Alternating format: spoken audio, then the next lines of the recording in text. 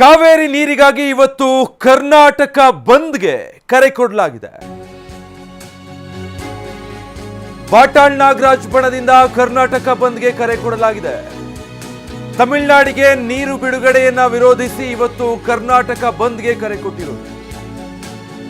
ಬೆಳಗ್ಗೆ 6 ಗಂಟೆಯಿಂದ ಸಂಜೆ 6 ಗಂಟೆವರೆಗೆ ಬಂದ್ ಅಂತ ಹೇಳಿ ವಾಟಾಳ್ ನಾಗರಾಜ್ ಅವರ ನೇತೃತ್ವದಲ್ಲಿ ಕರೆ ಕೊಡಲಾಗಿದೆ.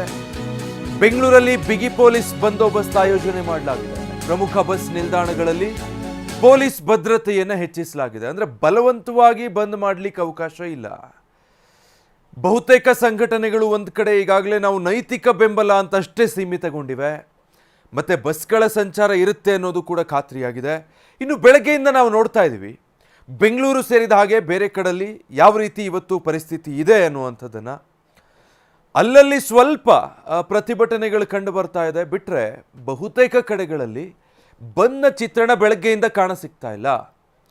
ಆದರೆ ಇವತ್ತು ಕರ್ನಾಟಕದಾದ್ಯಂತ ಬೆಳಗ್ಗೆ 6 ಗಂಟೆಯಿಂದ ಸಂಜೆ 6 ಗಂಟೆವರೆಗೂ ಕೂಡ ಬಂದ್ ಮಾಡಬೇಕು ಅಂತ ಹೇಳಿ ಪರಿಸ್ಥಿತಿ ರಾಜ್ಯದಲ್ಲಿ ಹದಗೆಟ್ಟಿದೆ.